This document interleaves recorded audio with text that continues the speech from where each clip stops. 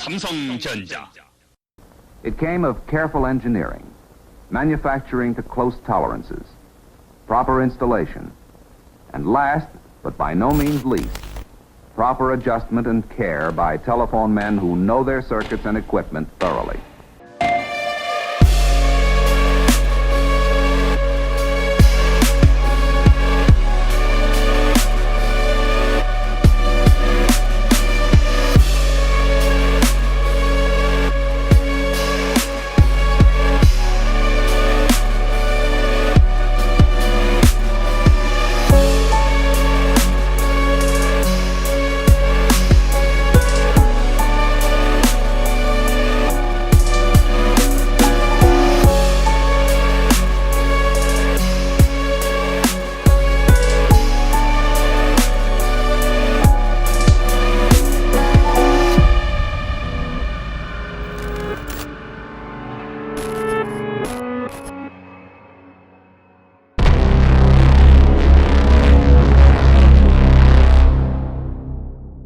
Today we're going to be making the S24 Ultra just a little bit better. Well, I don't know. It's subjective. We'll get into it. Now, most of this is going to be pretty straightforward. This is just how I set up the phone, but one thing that I noticed right off the bat was that this phone uses more storage. Now, it's only like 9 gigabytes, so it's not the end of the world, but it is worth mentioning that it does use more space. It's probably from all the AI stuff because they have a whole bunch of like different frameworks and stuff in the background that are probably taking up more space. So without wasting too much time, let's just get right into this. Now, the first thing that I want to do is get an ad blocker on Samsung Internet. So we're just going to swipe up. We're going to open Samsung Internet. We're going to go down here to the bottom right, tap on those 3 lines. We're going to go to add-ons, and then we can go to ad blockers. Now in here, I'm just going to pick AdGuard, and that's just because this is the same one that I use on Safari. So it's just the same brand, but realistically, you could use any of these two, whichever your preference is. So we can download that. And then as soon as it's done downloading, it'll automatically apply and it's done. And now we can move on to some tweaks with the phone itself. So we can swipe down from the top, go to settings up here in the top right, which is a little gear icon. Now we can make the power button into being a power button again. So we'll go all the way down here to advanced features. In here, we can go to side button. And then right here where it says press and hold, we can change that to the power off menu. So now we actually have a power button again. Now, if we hold the power button down, you can see that we actually get the whole power off menu. And now we can go to display, and we're going to scroll down a little bit here until we get to the edge panels, and we're just going to uncheck that. So that's going to remove this little edge panel right here that has like quick launch icons or whatever. So that's just a feature that I don't use, and if it's something that you don't use, then not having it is keeping clutter out of the way. So it's making the phone more efficient for you in that sense. But if you use any of the features that I'm mentioning here, then go ahead and leave that on. I'm going to scroll all the way down to the bottom. Now you can tap on About Phone and then Software Information. And within the software information, we have Build Number. We can just tap this 7 times. And developer mode has been enabled. So we can go back twice. Now we can scroll up and we have developer options. So we'll be coming back to this when we have a few things that we need to do. But for now, let's try to improve the battery life a little bit. We can scroll up until we get to battery, just right here. Now we can tap on power saving, not the toggle. We're actually going to tap that. And we're just going to make sure that this one right here at the bottom, limit app and home screen, we're going to make sure that's unchecked. Now with all of this checked, we can toggle that on. We can go to battery protection, and again, we can tap the word battery protection. We can turn this on, and then we have our different modes here. So I'm going to turn this on to maximum, so that way the battery is only charging to 80%, which is basically just going to allow for the phone to go through more charge cycles before the battery has to be replaced. We can scroll down here until we see charging settings. We can tap on that. Now, if you're, living a fast-paced life, then you're going to want to leave these on. But for me, I charge my phone overnight, and then it just sits idle until the morning when it's, ready to go. And then at that point, I just leave it for the entire day. And usually I get about 3 days of battery life before I have to charge my phone again. I'm going to turn both of those off. So that way we're only using the slow charging, which is going to introduce less heat to the phone. And that way the battery is going to, sustain a better life. And we can scroll down to device care. And then right down here, we're going to go to performance profile, and we're going to change that to light. So again, this is going to reduce the amount that the phone is actually going to be used, which means your battery is going to last substantially longer. And with how powerful these phones are, you're not going to notice any difference here unless you're doing like the absolute most demanding gaming. Right now, there's pretty much nothing that exceeds this. So until games start using more ray tracing, like there's only a few of them that are out right now. And I mean, like ray tracing on a phone is ridiculous to begin with, but it does exist. But until more games start using that, then you're really not going to be getting anything like negative by keeping on the light profile, but you will be getting a substantial gain in battery life. We'll go back up to display right here. We'll go to the dark mode settings. We'll turn on as scheduled, and we'll change this to sunrise and sunset. Now it is going to ask for the location, which we will turn on, but it now has our location and it saves this. So even if we turn location off later, it's still going to remember where we are. Now to reduce some of the stress on the phone, we can go back and we can scroll down, and right here we will change this to HD plus, which the DPI of this display, like you're really never going to see a difference. Like these are super dramatic pictures, for example. There we go, 720p. Did you notice anything different? No, but it's going from 1440 to 720, which means that every time it has to render any screen, it's only going to be rendering half of the pixels, because half of 1440p is 720p. So it's literally going to be using half of the graphics processing now to do anything on the phone, which again uses way less battery, but 720, it kind of looks gross because some things are going to appear really large. So to fix this, we're going to go right here to font, size, and style, and we're going to make sure that is as low as it can go. Go to the screen zoom. Again, make this as small as we can. Now we're going to go into developer options. So we're going to go back again, and we're going to scroll all the way down to the bottom. Go to developer options. Now in here, we're going to scroll all the way down until we see minimum width. So right here is minimum width. We can tap on this, and we can change this to 420, hit OK. Now, it was a very minor change, but everything is going to reflect on this now. So now the phone is still technically on 1440p, but it's only rendering 720. So now if we go home, you can see all the icons are the same size that they need to be. The app drawer, nothing is out of place here. Go down from the notifications, everything looks right. You can tap on settings, and everything in here is exactly as it should be. But we're at 720p. Now, if you don't change the minimum width in developer options, like error messages or installing apps and just random like pop-up, like the little toast notifications, those are going to be huge. So you have to do that to trick the phone into being 1440p the entire time, but only rendering 720p. Now, let's go back to developer options because there's a few more things that I want to do in here. And one of them is going to be going all the way back down until we get to the minimum width section again, which is right here. And now these ones are right above it. We have the window animation scale, transition animation scale, and animator duration scale. So if we change all of these to 0.5, then we're still going to be having like a graphically intensive phone. It's going to look pretty, but the menus are going to come up a lot faster, and it's going to give you like a placebo effect of the phone actually being faster than it naturally is, which just feels better. It feels more modern. Now we're going to scroll all the way back up to the top here and just go down a little bit until we get to the quick setting developer tiles. We're going to go there and we're going to turn on the sensors off toggle. So now when we do this, we can swipe down from the top, and right here we have a sensors off toggle. Now if yours doesn't appear here, then you can just go to this little edit thing, and then in here you can hit edit, and then it'll be in one of these, and then you can just like drag it over or something like that. Now we'll just go back here to the notification panel. Now you can tap on things like this where you can turn off the microphone, you can turn off the camera, you can turn off location, but that's kind of a hassle. So if you just turn sensors off, it turns everything off, even the accelerometer and everything. So if you're doing something and you just don't want your phone tracking your location, or you just want to save battery by not having the location running in the background nonstop, then it's just one toggle, everything is off, and we're getting the absolute most battery life that we possibly can with this. As well as, like all the tinfoil hats and stuff or whatever, we're not being tracked by Google, which it's like actually a real thing. Like if you go to your Google account settings, then you can actually find all of the recordings, every single thing that Google has recorded coming from your device. The last thing that I wanted to do in developer options, so we're going to go back to settings, go back to developer options. We're going to scroll down until we get to USB debugging, which we can turn that on, and then we can allow USB debugging. And we're going to need this in a second, but before we do, we have to install some more apps. So let's just go home. Now let's go to the Galaxy Store. Let's search, and we're going to look up good lock, which is a popular keyword. So we don't have to type it. Perfect. We can download that, and we can open the app. Now we can scroll down until we find Navstar right here. So we can install that. We can scroll all the way back up to the top where it's installed, tap on it to open it. We can hit start. and we can allow. Now that it's all set up, we have to change to put the gestures on. So we can go to settings, go all the way down to display, go all the way down to the navigation bar, which is right here, and we can change this to the swipe gestures. Now you can see that there's no option to get rid of this little bar at the bottom. And if we go to like a different screen, it's a giant white bar that never goes away. That can burn your screen over time. They wanted to add circle to search and make it so you can't turn it off, which is stupid because you can turn circle to search off, but you can't get rid of that bar. It's still there no matter what. So we're going to remove that. I also don't want the assistant because I'm not going to be using any of that. So we can go back to Navstar, and now we can turn this on, and we can turn transparent hint on. Now we have to go over to the computer to actually complete this step. Now we can plug the phone in on the computer with ADB installed, which if you don't know how to install ADB, then I've already made a video on that. So you can check that out first to get up to speed. And then from that point, you'll be able to follow along from here. So we can type in ADB devices, which is going to check for ADB devices. On the phone, we can hit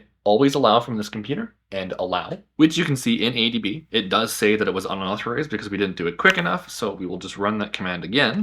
And now we do have a device that comes up because we've already allowed that to always be allowed. Now we can go to the ABD shell, and we're going to be changing the settings. We're going to put a global change, and this change is going to be to the navigation underscore bar gesture underscore hint. And we want to change that to 0 because that's going to be off. So now that's done. And on the phone, all we have to do is just lock the phone, unlock the phone, and you can see the bar at the bottom is now completely gone. Now it's not going to come back. This is like completely gone. We can restart the phone and everything, and it's never going to be coming back. But we can continue going with the good lock. So we'll go back, and now we can just swipe from the sides, and we can install Theme Park. Now we can open Theme Park, we can hit Start, we can allow all, and now we can go to the Quick Panel. And in here, we're going to create a new one. So we can just tap on this right here. We can delete all of that. And we can enter the lightest option from the Nordic Palette website, which is going to be ECEFF4. Drop the keyboard, hit OK, and now we can just pick that one. I like that one. Now we can switch to the dark mode, and we can do it again. So in here, we'll just pick a different color. It's going to be 4C566A. Drop the keyboard, try that one, and there we go. I'm pretty content with that one. Let's save that. We'll just save that as Nord.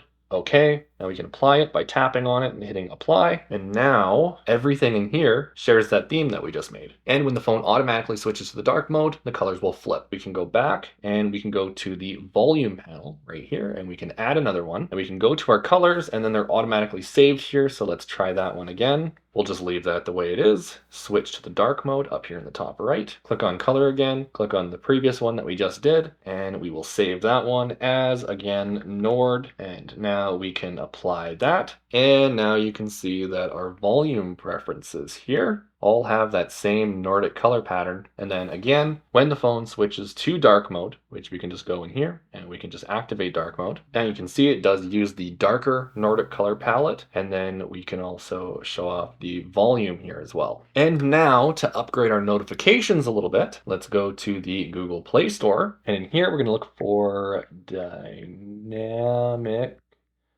Spot, and we're going to download this one right here, install that. We can open that, hit next.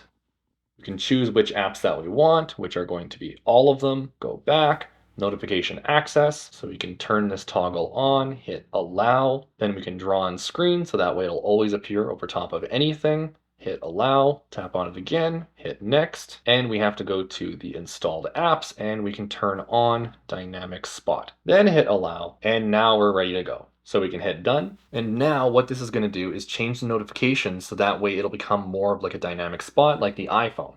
So we can go to the appearance here. We can hit this little play button. We'll hit allow so that way it has access to the notifications. We can hit the play button again. And that's a test one. So what I want to do is change the way that appears so that way it's more fluid. Like it's going to look like actually part of the phone rather than it being software. So we're going to go back. We're going to go to the position. Now in here, I like to change the horizontal position to -50. So we can just drag that over until we're close. We'll go like that. Now we're at -50, so the width of it has just enough space for an icon, the camera, and another icon. So it's like perfectly spaced all the way across.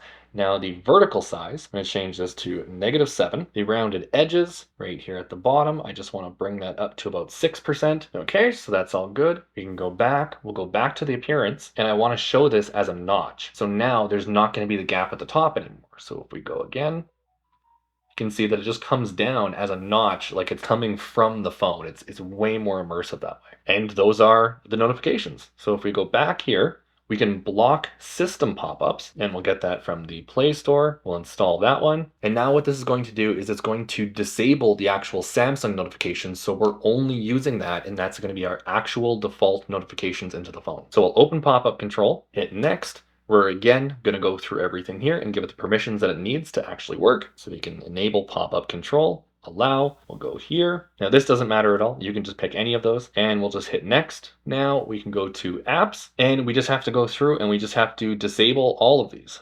And we have to watch an ad. I knew it was going to come up. So on the free version, you have to watch an ad every whatever that you're going to be disabling. But once they're all off, then you don't actually have to buy this. But I am going to buy this because it is definitely worth the money in that sense. This developer did an unbelievable job. I highly recommend you support them. That's it. So now everything is completely disabled. We have the paid version of both of them, 100% worth the money. Now we're jumping into the very last thing that I want to do here, which is going to be customizing the launcher. So we're going to go to the Play Store. We're going to go back. We're going to go to search and we're going to search for Microsoft Launcher.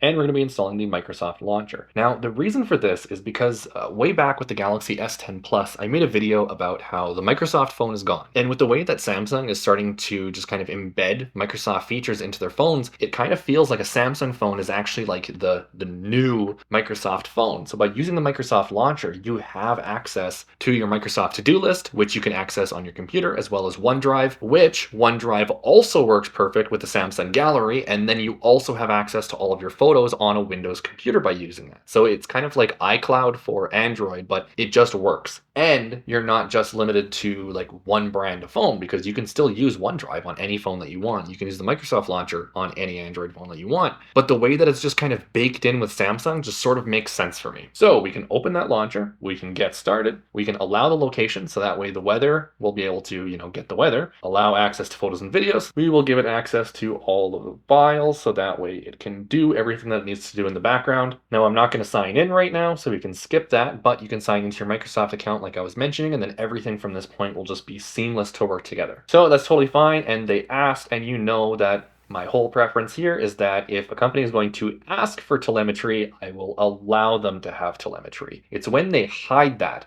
just drives me absolutely insane. But if they're polite about it and they ask, then yeah, sure. I'm using this launcher for free, sure. Now, I'm not going to do any of this, so we'll just hit continue, let's go, and we can set this as the default because we're not going to be using the One UI home launcher. So now, over here on the left side is what I was talking about, where you have your calendar, to-do, sticky notes, frequently used apps, and then you can add whatever you want on here, and these are also synced across to your computer, so that way your phone and your computer are basically like one device that are together. We can go back to the Play Store. We can go back and we can type in icons, and we can download the white icons, which is right here. And while that's downloading, we can type in verticons. So that way we can get the vertical icons, which is going to be this pack right here. Now, with those installing, we can go back and we can customize this launcher a little bit. So we're just going to long press on the screen. We'll go to the launcher settings. We can go to home screen. We can go to the icon layout and size, and we can just change this here to 6 by 10, which is great for me, but obviously you can change it to whatever you want. We can go back, we can go to the icon appearance, and now in here for the icon pack, it says system, and we can go to the verticons. So that way we have the vertical icons in here. Now, one thing I noticed with this phone is that the calendar is going to be broken. So if we swipe up, you can see right here that the Samsung calendar, it just it doesn't apply for some reason. So we're just going to long press that icon. We're going to hit the little arrow. We're going to go to edit icon. And if we literally just tap on vertical icon pack, it's just going to pick the icon that was in there anyway for the calendar. So for some reason, this phone, that doesn't work. But on my S23 Ultra, there was no issues. We can long press on this widget and we can just drag that over a little bit. So that way it's evenly spaced again because we changed the width from 5 to 6. And all of these, I'm just going to remove them. I don't use anything on the desktop. I only use the dock and nothing else. And I don't want to search and I don't want the phone. So I'm going to remove that. I don't want Chrome, so I'll remove that. And I don't want email. Now we can go up and we can take Samsung Internet and we can drag that right onto the dock. We still have this like swipe up to the dock, which I mean is cool. I used to use it for a while, but I just don't use my phone as much as I used to. So we're just going to long press, go to the launcher settings. We're going to go to the dock this time, and we're just going to turn this off where it says swipe up to expand the dock. So now that's not going to happen anymore. So now the dock doesn't expand. It's just going to open the app drawer. Now in that app drawer, we have the recent apps, which I don't want. So we'll long press again, go to the launcher settings and go to the app drawer, and we can show recent apps and we can turn that off. So now there we go. So that's every single app on the phone, but we can also go up here and we can hide apps. So if we go to hidden apps, we can tap on hide apps. And now, for instance, this ad guard, I never have to touch that again because that was only for Samsung Internet and it's already activated, so we can get rid of that because I need to leave that app installed on the phone, but I never need the icon again. Then we can start scrolling through, which countless times throughout this video, I've gone up to the notifications to access settings, which is a much quicker way and can be accessed from any screen. So we don't need the settings, as well as the pop-up control because we've already dealt with that and we've already set up the dynamic spots. We can also get rid of those. We can hit done, go back, and we can go back to the app drawer, and now every single app is just on one screen. There's nothing else that's in the way. That's it. That's every single app on the phone. When we go through debloating the phone in the next video, we're going to be removing a lot of these apps, for instance, Chrome, because we cannot uninstall that app. Like you can see that uninstall is grayed out. We can't do anything with it. So we'll have to remove that through ADB. But that's just how I would free up even more space on the phone to install apps that I want myself. Now, obviously, you could change this to like 7 wide, and that way you're fitting another 10 apps vertically. So if you use lots of apps, and you can obviously change that, and it does scroll. So if you do have lots of apps and you're totally fine with scrolling, that's also totally cool. Now, before we finish this up, we can long press on these icons on the dock. We can go to that arrow, go to edit, and now we can manually change these to icons from a different theme. So now we're going to be using the Wycons pack. Then we can just go back here and you can see that we have a nice white icon. So we'll do that again for the camera, edit icons, white icons, and now the reason I did Samsung Internet last here is because there's something a little different that we have to do because there are multiple icons for some apps. So if we edit the icon,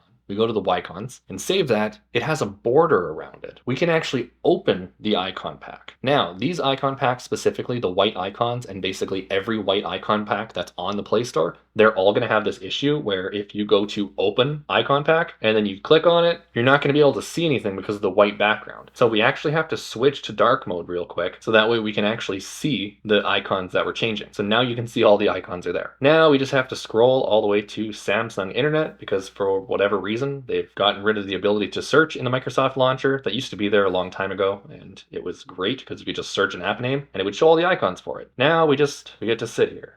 We get to scroll. Now we can find the Samsung Internet, which we have one right here. Can keep scrolling. We have this one right here without a border. I kind of like that one.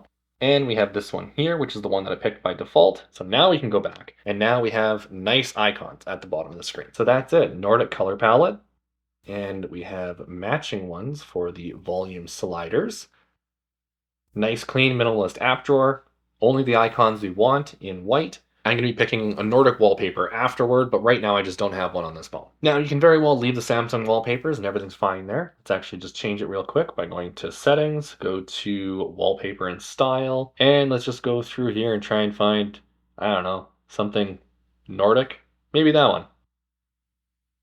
Okay, so those wallpapers are done. Now we can go back, and I guess it does match a little better. It is a little dark. So I'll change this up and install the apps that I need to, and we're going to start debloating this phone and removing all of the garbage that Samsung doesn't want you to delete. That wraps it up. That's everything. Hopefully you found something useful here. Obviously, if you use some of those features, then you can leave them on. That's why this is entirely subjective. This is just how I improve the Samsung experience to make it more user-friendly for me. I'm getting rid of everything that I'm not using, so that way an accidental touch or swipe or anything like that isn't going to activate something that I'm not normally going to be using, which in turn ends up making my experience with the phone a lot faster, as well as not having anything in the background that's running, so I get like ridiculously good battery life. Now, for all of the system apps that are pre-installed on this, like all of the bloatware that comes from Samsung, that's going to be the next video, as well as showing you how to debloat the Galaxy Watch. Because with this, it's a little bit different, and I've never covered it before.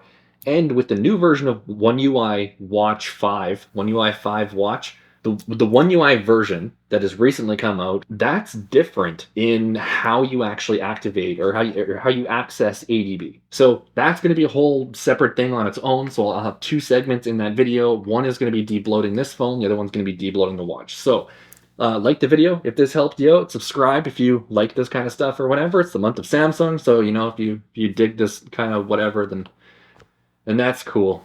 Or don't. I'm not telling you what to do. Just slightly ahead of our time. Panasonic.